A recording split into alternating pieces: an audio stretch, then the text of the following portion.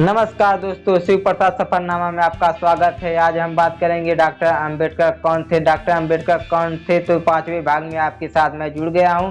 और हमारे वीडियो देखने के लिए और शेयर करने के लिए बहुत बहुत शुक्रिया। जो हमारे वीडियो को आपने भाई तादाद ने देखा है और वीडियो को शेयर के लिए किया है, इसके लिए बहुत बहुत शुक्रिया। तो दोस्तों, आज हम बताएंगे कि पांचवें भाग में जो बाबा साहब के ऊपर जो भाग आज पांचवा भाग बना रहे हो, राजनीतिक ऊपर बाबा साहब का राजनीतिक करियर क्या था, तो उसी पर हम चर्चा करेंगे। आपको हमारा वीडियो कैसा लगा आप कमेंट में जरूर लिखिए। आज के आपके कमेंट से हमें बहुत मोटिव मिलता है, मोटिवेशन होता हूँ मैं।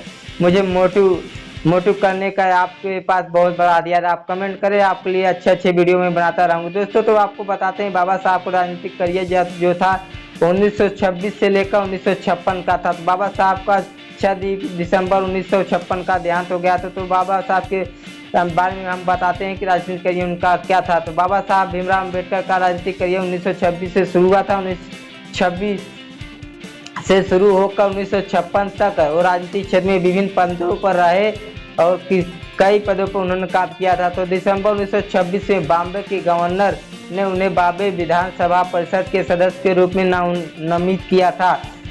तो उन्होंने अपने कर्तव्यों को गंभीरता से लिया। उन्होंने अक्सर उनका भाषण जो था वो आर्थिक मामलों में भाषण दिए करते थे। तो 1956 में लेजिस्लेटिव काउंसिल के सदस्य भी बन चुके थे। तो 13 अक्टूबर बाबा साहब अम्बेडकर 1935 को सरकारी लॉ के प्रधानाचार्य पद पर नियुक्त हो गए और उस पद को उन्होंने 2 वर्ष तक काम किया था। तो दिल्ली विश्वविद्यालय के राजमस कॉलेज के संस्थापक राय केदारनाथ की मृत्यु के बाद इस कॉलेज के गवर्निंग बॉडी के अध्यक्ष के रूप में कार्य किया। बाबा साहब अम्बेडकर ने बम्बई में बस गए। उन्होंने यह कहा कि 3 मंजिला के घर में राजगृह के निर्माण कराया, जिसमें उनके निजी पुस्तकालय 5000 से अधिक पुस्तकें थी। तब भी यह दुनिया का सबसे बड़ा निजी पुस्तकालय था। इस वर्ष 27 मई 1935 में उनकी पत्नी रमाबाई अम्बेडकर का मतलब माता रमाबाई अम्बेडकर का देहांत हो चुका था।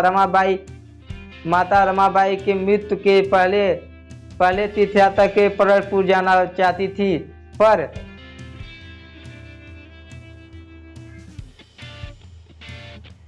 बाबा साहब अम्बेडकर ने उनके इसकी इजाज़त नहीं दी। बाबा साहब अम्बेडकर ने कहा कि उस हिंदू तीर्थ पर जाकर जहां उनको अछूत माना जाता है जाने का कोई औचित्य नहीं है, मतलब कोई आवश्यकता नहीं। इसके बजाय उन्होंने उनके लिए एक नया पंढरपुर बनाने की बात कही। 1936 में बाबा साहब अम्बेडकर ने एक पार्टी बनाई जिसका नाम स्वतंत्र लेबर पार्टी की रखा था, जो 1937 के केंद्रीय विधानसभा में चुनाव में 13 सीट जीती थी। बाबा साहब ने जो पार्टी बनाई थी वो 36 में ही बनाई थी। 37 में वो 13 सीटें जीत के आई थी विधानसभा बम्बई के। तो बाबा साहब अम्बेडकर विधानसभा के विधायक के रूप में चुना गए थे और उन्होंने 19 तक 42 विधानसभा के सदस्य और इस दौरान उन्होंने बाबा विधानसभा के विपक्ष नेता के रूप में भी कार्य किया था। मतलब उस समय के जो विधानसभा के विपक्ष नेता थे वो बाबा साहब अम्बेडकर थे। 1936-1942 तक विपक्ष नेता बाबा साहब अम्बेडकर थे तो मुंबई के। इसी वर्ष बाबा साहब अम्बेडकर 1936 में को 15 मई को पुस्तक एनिहिलेशन ऑफ कास्ट मतलब जाति का प्रथा का विनाश मतलब जाति का विनाश प्रकाशित की थी, जो उनके न्यूयॉर्क में लिखे एक शोध पत्र में आधारित थी। तो मतलब 15 मई 1936 को बाबा साहब ने जो एक किताब लिखी थी जाति का विनाश ऑफ कास्ट मतलब जाति का विनाश का जो किताब था उसको लिखा था और उसका शोध पत्र आधारित की थी। इस पुस्तक का बाबा साहब अम्बेडकर ने हिंदू धार्मिक नेताओं को जाति प्रथा की जोरदार आलोचना की थी। मतलब इस किताब में बाबा साहब ने जो हिंदू नेता थे उसकी जाति प्रथा का जोरदार आलोचना किया था।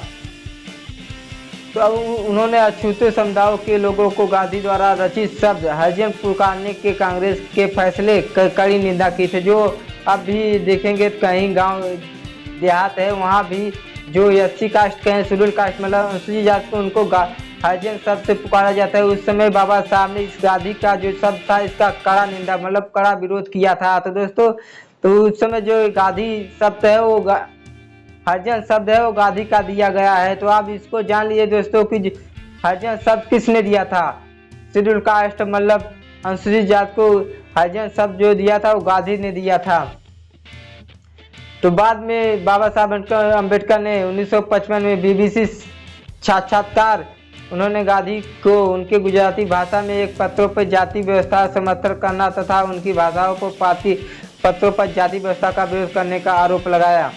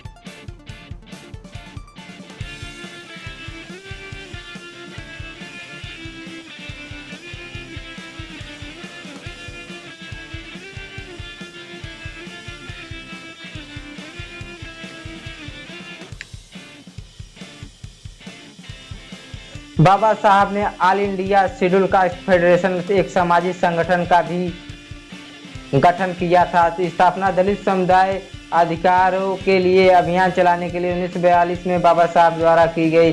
जो all India schedule caste federation था तो इसको 1942 से 1946 के दौरान बाबा साहब अम्बेडकर ने रक्षा के सलाहकार समिति और वायसराय के कार्यकारी परिषद में श्रम मंत्री के रूप में सेवारत रहे थे। बाबा साहब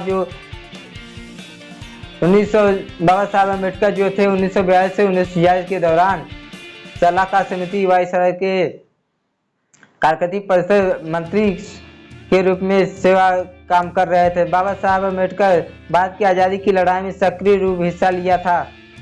बाबा साहब जो थे वो भारत की लड़ाई में सक्रिय बहुत भूमिका निभाई थी। उन्होंने पाकिस्तान के मांग कर रहे मुस्लिम लीग के लाहौर रिजोल्यूशन 1940 के बाद बाबा साहब ने थॉट्स ऑन पाकिस्तान नामक 400 पृष्ठों वाला एक पुस्तक लिखा था। बाबा साहब ने एक जो किताब लिखी थी उसको 400 पेज की पृष्ठ का किताब लिखा था, थॉट्स ऑन पाकिस्तान। पाकिस्तान की अवधारणा का विश्लेषण किया था।